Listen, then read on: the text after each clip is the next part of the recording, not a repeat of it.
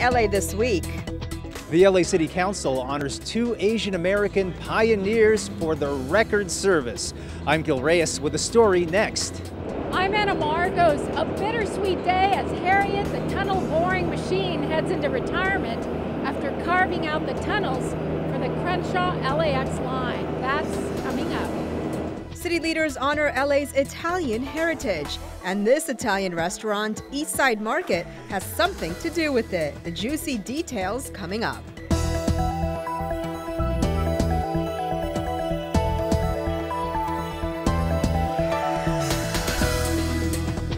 Hello and welcome to LA This Week. Thanks for joining us. I'm Yana Kay.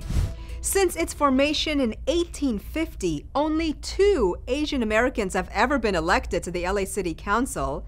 Recently, the second honored the first at a ceremony at City Hall. Gil Reyes takes us there. Thank you, Councilmember Wu.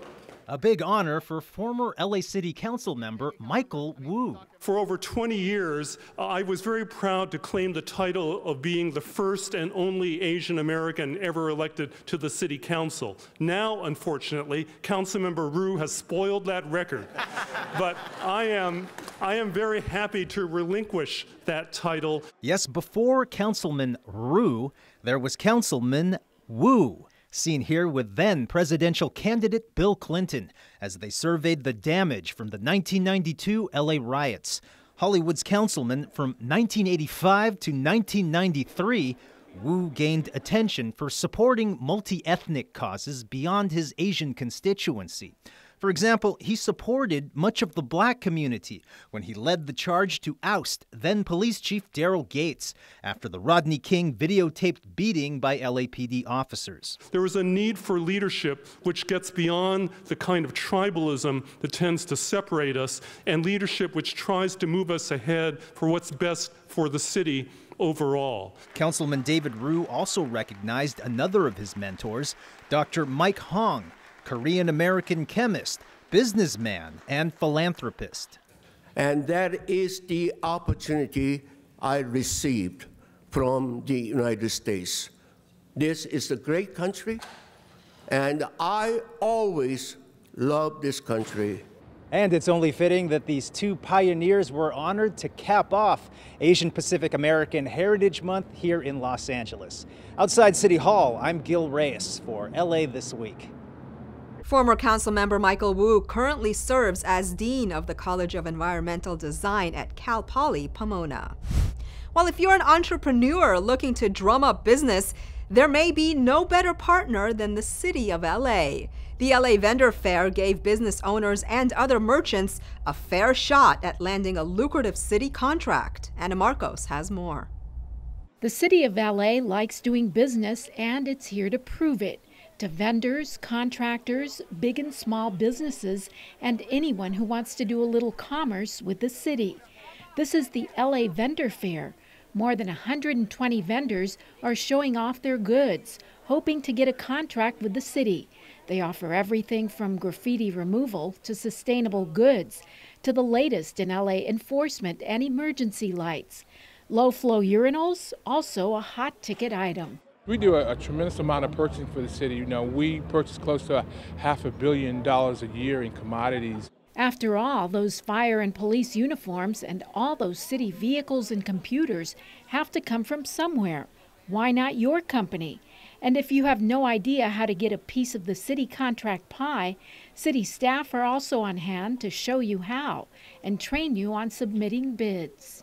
Sometimes people think that it's very difficult to do business with the city. This is an opportunity that we can sit down with them and explain the process to them. We bring in different, small business and minority businesses in. And by the end of the day, it appears there just might be a few more lucrative contracts for some of these entrepreneurs.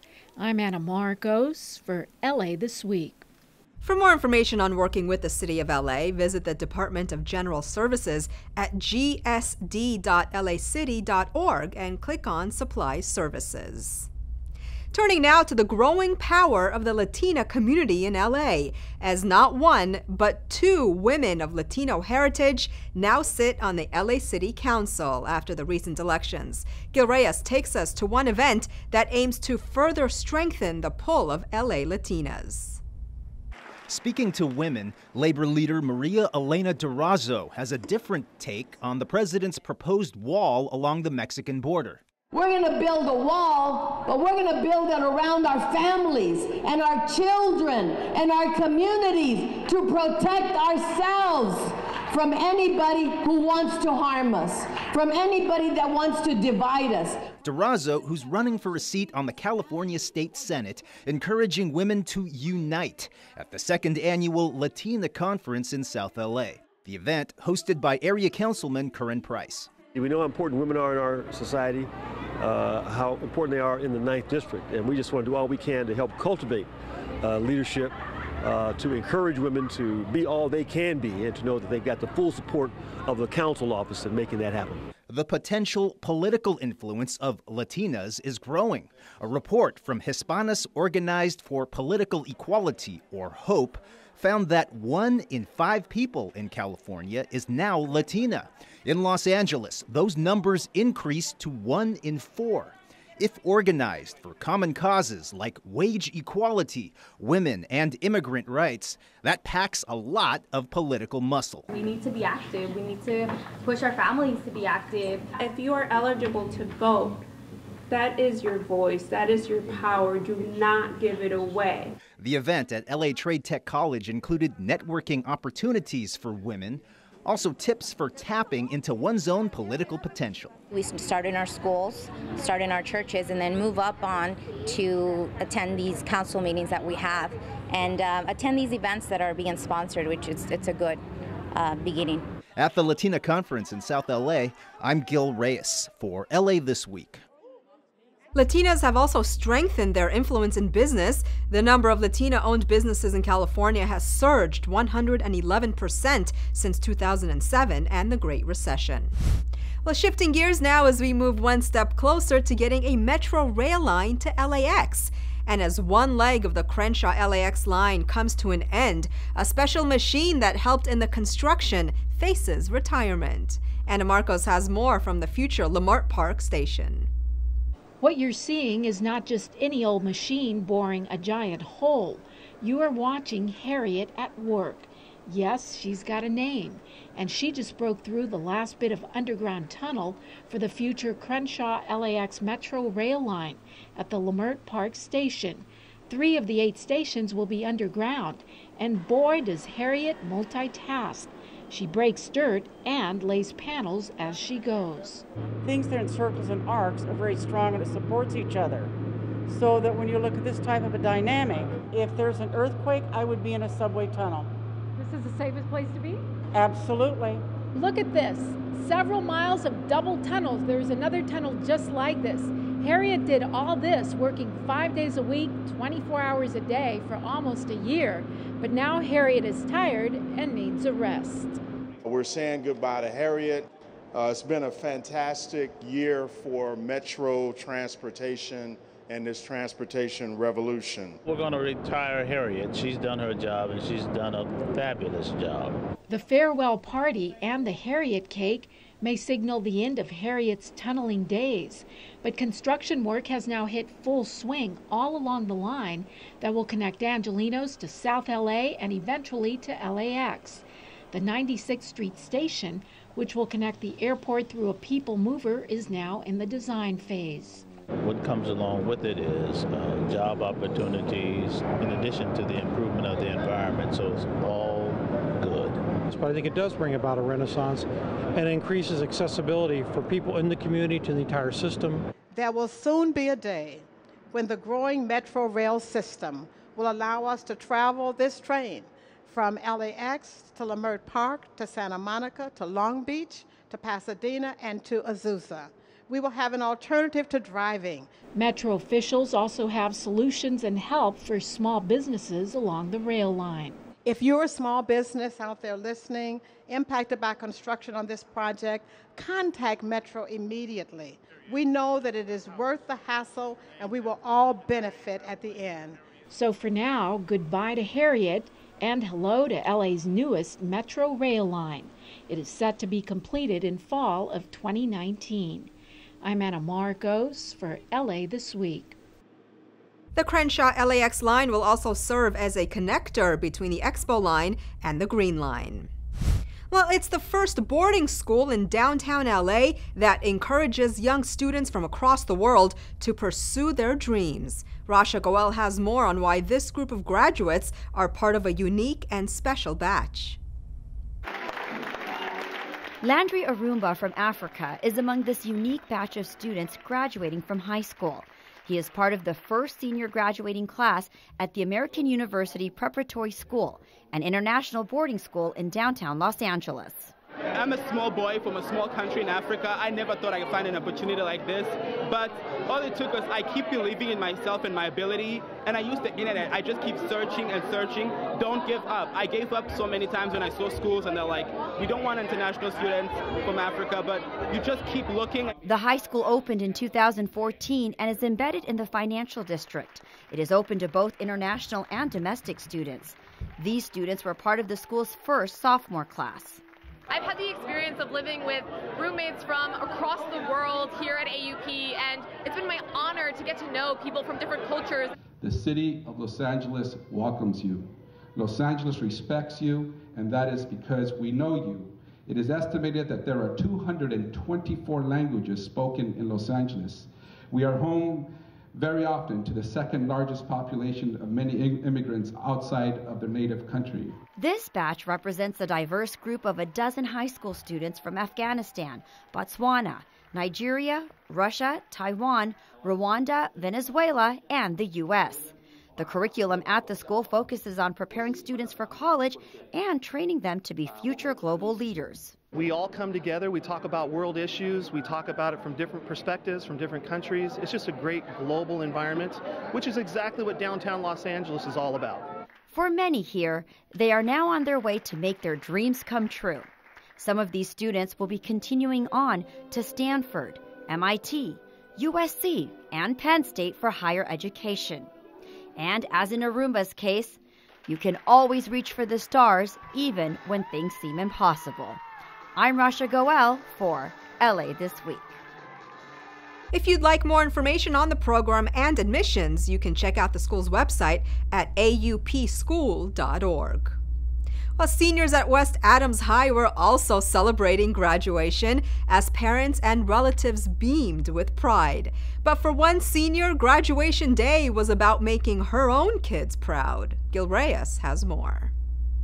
Meet Melissa Vivas, valedictorian at West Adams Preparatory High School's class of 2017. She's also a teen mom, raising a pair of 2-year-old twin daughters plus a 5-month-old baby girl. I did it because they're my motivation. I want them to have a better life than the one I did. I want them to look at me and think I'm the role model for them. Melissa graduates with a perfect 4.0 GPA. It hasn't been easy. Her day usually starts at 5 in the morning. Then I had to make breakfast for my kids. So I would get ready around 7 and head up to school around 8, catch the bus and be there at school at 8:10 exactly for the bell to ring. Melissa credits her husband, mom, and the LA Promise Fund for helping her through. The LA Promise Fund rearranged her class assignments to meet her busy schedule and helped in the college application process. It also provided her class paid community-based internships. Melissa interned at the United Way. They would train us to become leaders, to learn what's going on in our community and to give back to them, to put our voices for the ones that don't have voices, and to be strong despite all the obstacles and all the people out there that want us to not continue up. Today we celebrate students like Melissa, and tomorrow we just jump right back on the wheel to provide more opportunities for students like Melissa here in South Los Angeles. First generation students, students of color, foster kids, really any student that needs the extra boost and the extra resources to accomplish whatever it is they seek to accomplish. Melissa was accepted to several universities but is headed to Cal State Los Angeles. In the West Adams District, I'm Gil Reyes for LA This Week. Now, Melissa plans to pursue a career in nursing so she can help others in her community. Well, turning now to an Italian restaurant that's keeping tradition alive in Chinatown. And now the iconic eatery is getting its Italian heritage recognized with a renaming of a street corner. Anna Marcos takes us there. Pastrami, number 6. We're here to go. Ah, yes, good old Italian pastrami. This old Italian restaurant sits just off the edge of Chinatown. The area was once an Italian neighborhood, Boyle Heights, before the influx of new immigrants changed its makeup. But now Council District 1 officials are giving the Italian hangout a little street cred. The street corner has a new name, Eastside Market Square, in honor of the long-standing restaurant. The fact that we've been here, for all those years, and we were able to continue to stay in business, and even during the riots, even during the hard times, they still kept it open. It's great that, we're able to be recognized and have some type of commemorative plaque. Giovanni and Julie, his 3 sons, his wife, brother, and sister-in-law, worked hard to keep the business afloat. The secret ingredient? I do fresh food. Starting each morning to start with fresh pots, fresh clean pots with olive oil and garlic and basil. At one time in the 1920s, there were 4 Italian markets in the area.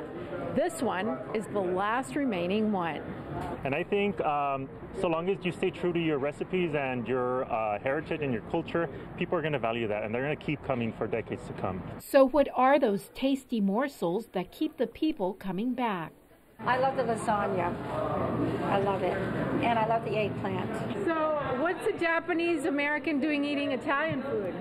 This is L.A. I come regularly to the Eastside Market, have their messy sandwiches, lots of gravy and sauce. Andy and Julie say immigrants of all kinds are always welcome. It wasn't easy. You can ask me. I was 11 years old when I first arrived. Immigrants should be loved just like anybody else because they are the future of America. Now the restaurant has its own future to look forward to. It will always be remembered through the renaming of a street corner. I'm Anna Marcos for LA This Week.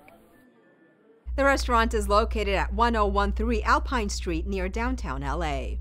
Well, nearby in Boyle Heights, some folks got to see what long-awaited street improvements could look like once they're finished. As Gil Reyes reports, the upgrades blend safety and art. This painted sidewalk is only temporary, but aims to slow down the parade of vehicles coming off the 101, 5, and 10 freeways. Drivers entering this community, Pico Aliso, that's in Boyle Heights. They're not aware that people live here, and so they either speed through or they're making right-hand turns and almost hitting people. We are looking at different strategies and efforts to make the streets safer, but also great streets. Proyecto Pastoral's Community in Action program unveils the temporary crosswalk on 4th and Gless Streets, an area with a lot of children. The group's volunteers are collaborating with the mayor's Great Streets program to make the crosswalk permanent. Great Streets is a plan to refurbish 15 of the city's busiest corridors. Residents from Proyecto Pastoral and resident leaders have been involved for the last several months doing door-to-door knocking and collecting surveys and meeting with residents to collect information about the needs and the vision for a safer community. Also added temporary street signs, trees, and furniture, possible previews of things to come. Though the weekend traffic isn't too bad, it's gotten worse since the 6th Street Bridge closed for renovations. That has brought an overflow of traffic into our area, and so as a result we've had incidents where there's traffic congestions that are blocking, creating barricades. The masked Mexican wrestlers, or luchadors, pay homage to this mostly Spanish-speaking community. Even Nacho Libre showed up to lay the smack down for safer streets. In Pico Aliso, I'm Gil Reyes for LA This Week. The Great Streets Initiative aims to beautify corridors for safer walking, cycling, and shopping. The plan calls for improving 15 streets, one from each city council district. As we head into summer, a lot of us will be spending time enjoying the LA River. But this winter's heavy rains have left many parts of the river a mess. So the community has stepped up to lend a helping hand. Rasha Goel has more. We want our river back. Do you agree? Yeah! Yes, we do. And together we're making it happen. Angelinos of all ages had no problem getting their hands dirty as they came out to support the 28th annual Great LA River Cleanup, filling trash bag after trash bag.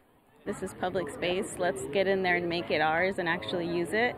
Friends of the LA River, a nonprofit organization ensuring the sustainability of the LA River, recently put on a 3-weekend cleanup event called La Gran Limpieza. It covered 14 sites along the upper, mid, and lower parts of the river. This particular event focused on the lower river. All of us together are mobilizing over 10,000 volunteers to clean what we estimate is going to be 100 tons of trash out of this river. Not a surprise, considering officials say nearly 2,000 storm drains open up to the river, and this year's rains also had a significant impact. LA River is a big part of our local culture, so, we want to help to change it for the better. And that will happen, volunteers say, if we all do our part. We need to reduce our pollution, reduce our trash that ends up in the ocean, ends up in our environment. For LA This Week, I'm Rasha Goel. Officials say this is the largest urban river cleanup in the nation. Councilmember Gil Cedillo officially begins his second term. An electric car sharing program hits the road, and community members dive into summer at the Hollywood Pool. All these stories in Citybeat. LA City Council member Gil Cedillo was officially sworn in by the city clerk, marking the beginning of his second term on the Los Angeles City Council after winning a contentious and drawn-out election. Cedillo will continue to lead on tenant rights issues as chair of the Housing Committee and as the chair of the Immigrant Affairs and Civil Rights Committee. Cedillo will continue to represent a district that was created as a result of a redistricting lawsuit, which created an additional seat to represent the growing Latino population. LA Mayor Eric Garcetti, alongside state officials and the Los Angeles Department of Transportation, launched the Blue LA electric car sharing program. Officials say the program is a pilot project that will deploy 100 electric cars and 200 EV charging stations in disadvantaged communities, providing residents with self-service access to electric cars beginning later this year. It will also help LA meet clean air goals and reduce greenhouse gas emissions. Officials say the program is the largest in the nation for disadvantaged communities. Now we have a tool for reducing congestion and emissions in neighborhoods that experience the greatest pollution. Here, where the asthma and cancer rates are highest, we can say not only do we have a solution, but a great way to get around. Los Angeles City Councilmember Mitch O'Farrell took the first dive into the Hollywood Pool, marking the opening of the facility for the summer season. The pool, which is located at the Hollywood Recreation Center at Santa Monica Boulevard between Cole Avenue and Cahuenga Boulevard, opened to the public in 2015 after an extensive renovation project. The 9,500 square foot pool features a slide, 3 shaded bleachers, and California-friendly landscaping. Recreational swimming hours will be from 2 to 5 p.m. Monday through Friday and 1 to 5 p.m. on weekends. I want to teach and spread the word about the joys of swimming and learning how to swim and what great exercise it is and how the whole entire family can get in the pool together. And if you or your kids don't know how to swim but want to learn, you're in luck. A city swim program that's been around for more than a decade returns for the summer, and all you have to do is show up. Rasha Goel has more. Operation Splash is now in full swing at 38 LA City seasonal swimming pools. The program offers free swim lessons for kids and adults in low-income areas and a junior lifeguard training program for kids ages 10 to 17. This program, Operation Splash, not only is a preventative tool to eliminate drownings, but also it gives us an opportunity to promote healthy living, exercise with kids and adults at our public pools. The kickoff celebration took place at the 109th Street Pool in Watts, which has been a part of the community for decades. The pool was originally built in the 1930s and has been serving the Watts community for generations. This pool serves an estimated 6,000 residents that live within a 1/2 mile radius walking distance from here. Jamia Bent, who hopes to compete on the Olympic water polo team one day, discovered her passion at LA City Pools. I just want to thank LA 84 and the aquatic programs for giving me this opportunity, because I never would have seen what I was capable of in becoming a goalie. This is the 12th year for Operation Splash, a collaborative effort between the city's Department of Recreation and Parks Aquatic Division, the LA 84 Foundation, and Kaiser Permanente. Kaiser Permanente's Operation Splash is about getting out there and being very active. Exercise reduces not only the risk of chronic diseases like high blood pressure or diabetes, but also helps in prevention of the cancer. A little splashing with many benefits. I'm Rasha Goel for LA This Week. A youth swim pass, which costs $10 and gives access to all aquatic facilities throughout the summer, is also available. You can check out laparks.org for more information. Well, grab a picnic and blanket as Shakespeare comes alive by the sea. Grab a donut and help those in need during a donation event. And here's your chance to sing your heart out, just like Maria. All this in this week's Things to Do. Shakespeare by the Sea presents Macbeth as one of 2 offerings in its 20th anniversary season. If you are seeking quality family entertainment, Shakespeare by the Sea's free performances can't be beat. Pack a picnic, a blanket, and beach chair, gather loved ones, and settle in under the stars for a night of classic entertainment. The tales are timeless, the admission ticketless, and the experience priceless. Take in the experience on June 24th at Point Fermin Park, located at 807 West Paseo del Mar in San Pedro. For more, visit shakespearebythesea.org. LA Councilmember Mitchell Englander and the San Fernando Valley Rescue Mission invite you to Donuts and Donations. Drop off your donations and learn more about everything CD12 and the San Fernando Valley Rescue Mission are doing to combat the ongoing homelessness issues in our neighborhood. The rescue mission serves as a link to social services in the community. Its team is dedicated to providing the homeless men, women, children, veterans, and families the opportunity to obtain food, shelter, basic life necessities, and the chance to rebuild a foundation for individual and family restoration. So clean out your closet and bring items for donation while enjoying a few donuts and coffee with the community. It all takes place Saturday, June 24th from 8:30 to 2 p.m. at the San Fernando Valley Rescue Mission, located at 8756 Canby Avenue in Northridge. The hills are alive with the sound of music. With songs they have sung. The Hollywood Hills are alive with the sound of music, and you can be part of the action as you belt out all of your favorite tunes during the Sound of Music sing-along. Sing along with Maria and join in choruses of My Favorite Things, along with thousands of fans who love the Oscar-winning movie as much as you do. Don't miss the fun on June 24th at 6:30 p.m. For more, visit HollywoodBowl.com. And that's a look at some things to do.